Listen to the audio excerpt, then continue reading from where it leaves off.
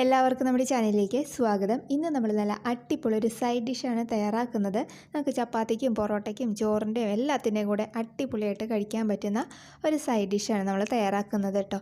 അപ്പോൾ നമ്മൾ കോളിഫ്ലവർ വെച്ചിട്ടാണ് തയ്യാറാക്കുന്നത്. അപ്പോൾ നിങ്ങൾക്ക് ഈ രീതിയിൽ ഇഷ്ടമാണെന്നുണ്ടെങ്കിൽ എന്തായാലും ഉണ്ടാക്കി നോക്കാൻ മറക്കരുത്. കൂടാതെ നിങ്ങളുടെ ഫ്രണ്ട്സിൻ്റെ ഫാമിലിക്ക് ഈ റെസിപ്പി വീഡിയോ ഒന്ന് ഷെയർ ചെയ്ത് കൊടുക്കാൻ മറക്കല്ലേ. ആരെങ്കിലും നമ്മുടെ ചാനലിലേക്ക് ആദ്യമായിട്ട് വന്നിട്ടുണ്ടെങ്കിൽ ഒന്ന് ചാനൽ സബ്സ്ക്രൈബ് ചെയ്യാനും മറക്കല്ലേ. അപ്പോൾ നമുക്കിത് റെഡിയാക്കാൻ വേണ്ടിയിട്ട് ഞാനിവിടെ സ്റ്റവ് ഓണാക്കി ഒരു പാൻ വെച്ച് കൊടുത്തിട്ടുണ്ട്. പാനൊന്ന് ചൂടായിട്ട് വരുമ്പോഴത്തേക്കും ഇതിലേക്ക് 1 ടേബിൾ സ്പൂൺ എണ്ണ ഒഴിച്ച് കൊടുക്കാം. ഞാനിപ്പോൾ വെളിച്ചെണ്ണ അല്ല എടുത്തിരിക്കുന്നത്, വെജിറ്റബിൾ ഓയിലാണ്. അതൊന്ന് ചൂടായിട്ട് വരുമ്പോഴത്തേക്കും ഇതിലേക്ക് കുറച്ച് കടുകിട്ടൊന്ന് പൊട്ടിച്ചെടുക്കാം. കടുക് പൊട്ടി കഴിയുമ്പോഴത്തേക്കും വേപ്പില ചേർത്ത് കൊടുക്കാം. പിന്നെ ഇതിലേക്ക് ഒരല്ലി വെളുത്തുള്ളിയും ഒരു ചെറിയ കഷ്ണം ഇഞ്ചി നന്നായിട്ട് ചതച്ചെടുത്തതാണ് ചേർക്കുന്നത് കേട്ടോ. അപ്പോൾ ഞാൻ വളരെ ചെറിയൊരു എമൗണ്ടാണ് കാണിക്കുന്നത്, അതുകൊണ്ടാണ് ഞാൻ ഇതിലേക്ക് ഒരല്ലി വെളുത്തുള്ളിയും ഒരു ചെറിയ കഷ്ണം ഇഞ്ചി എടുത്തിരിക്കുന്നത് കേട്ടോ. അപ്പോൾ നിങ്ങൾ എടുക്കുന്ന കോളിഫ്ലവറിൻ്റെ അളവിനനുസരിച്ചിട്ട് ഇതിൻ്റെയൊക്കെ അളവ് വ്യത്യാസപ്പെടുത്തി കൊടുക്കുക. അപ്പോൾ അത് ചേർത്ത് കൊടുത്തിട്ടുണ്ട്. ഇനി ഇതിലേക്ക് 2 നല്ല എരിവുള്ള പച്ചമുളക് ചെറുതായിട്ട് അരിഞ്ഞത് ചേർത്ത് കൊടുക്കുന്നുണ്ട്.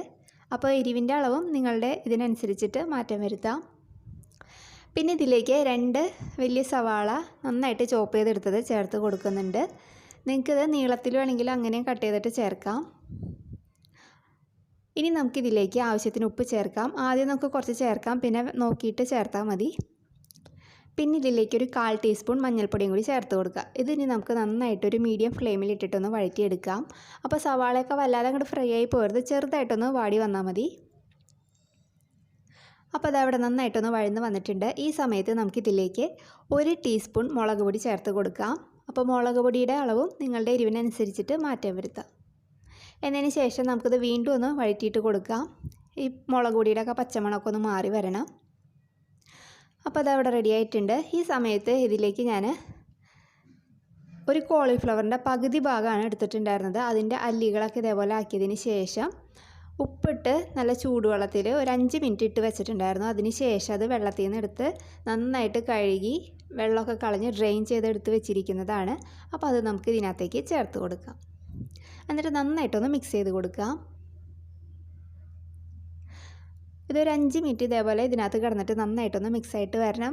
എന്തെങ്കിലും വെള്ളത്തിൻ്റെ അംശമൊക്കെ ഉണ്ടെങ്കിൽ അതൊക്കെ ഒന്ന് പോകാൻ വേണ്ടിയിട്ട്, ഒന്ന് ഡ്രൈ ആയിട്ട് വരാൻ വേണ്ടിയിട്ട് നമുക്കിതൊന്ന് മിക്സ് ചെയ്ത് കൊടുക്കാം.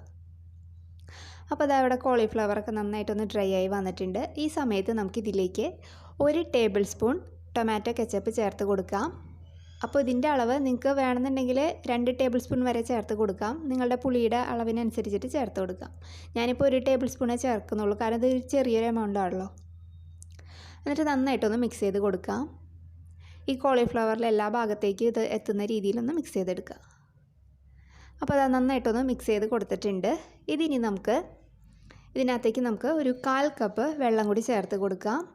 എന്നിട്ട് നമുക്കത് അടച്ച് വെച്ചിട്ട് 5 മിനിറ്റ് ലോ ഫ്ലെയിമിലൊന്ന് വേവിച്ചെടുക്കാം. അപ്പോൾ നിങ്ങൾക്ക് ഉപ്പ് കുറവാണെന്നുണ്ടെങ്കിൽ ഈ സമയത്ത് ഉപ്പൊക്കെ ചേർത്ത് കൊടുത്തിട്ട് വേണം ഇത് വേവിക്കാൻ വെക്കാൻ കേട്ടോ. അപ്പോൾ അതവിടെ ഒരു 5 മിനിറ്റ് കഴിഞ്ഞിട്ടുണ്ട്. നമുക്കിതൊന്ന് തുറന്ന് നോക്കാം. അപ്പോൾ അതാ നമ്മുടെ കോളിഫ്ലവറിൽ മസാലയൊക്കെ നന്നായിട്ട് പിടിച്ചിട്ടുണ്ട്. ഇനി ഇതിലേക്ക് ഞാൻ 1 ടീസ്പൂൺ കുരുമുളക് പൊടിയാണ് ചേർത്ത് കൊടുക്കുന്നത്. നിങ്ങൾക്കിത് കുരുമുളക് ചതച്ചതായാലും ചേർത്ത് കൊടുക്കാം. അപ്പോൾ ഇതിൻ്റെ അളവ് നിങ്ങൾക്ക് നിങ്ങളുടെ എരിവിനനുസരിച്ചിട്ട് മാറ്റം വരുത്താം. എന്നിട്ട് നന്നായിട്ടൊന്ന് മിക്സ് ചെയ്ത് കൊടുക്കാം നമുക്ക്.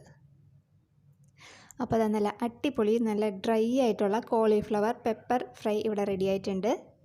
ഇനി നമുക്ക് ഫ്ലെയിം ഓഫ് ചെയ്ത് ഇത് വേറൊരു പാത്രത്തിലേക്ക് മാറ്റി കൊടുക്കാം. അപ്പോൾ വളരെ പെട്ടെന്ന് റെഡിയാക്കാൻ പറ്റുന്ന കോളിഫ്ലവർ വെച്ചിട്ടുള്ളൊരു റെസിപ്പി തയ്യാറായിട്ടുണ്ട്. അപ്പോൾ നിങ്ങൾക്ക് ഈ രീതിയിൽ ഇഷ്ടമായിട്ടുണ്ടെങ്കിൽ എന്തായാലും ഒന്ന് ട്രൈ ചെയ്ത് നോക്കാൻ മറക്കരുത്. നമുക്ക് ബ്രെഡിൻ്റെയും അപ്പത്തിൻ്റെയും ചോറിൻ്റെയും എല്ലാത്തിൻ്റെയും കൂടെ അടിപൊളിയായിട്ട് കഴിക്കാൻ പറ്റുന്ന ഒരു റെസിപ്പിയാണ്. അപ്പോൾ നമുക്ക് നല്ലൊരു വീഡിയോ ആയിട്ട് അടുത്ത ദിവസം കാണാം. താങ്ക്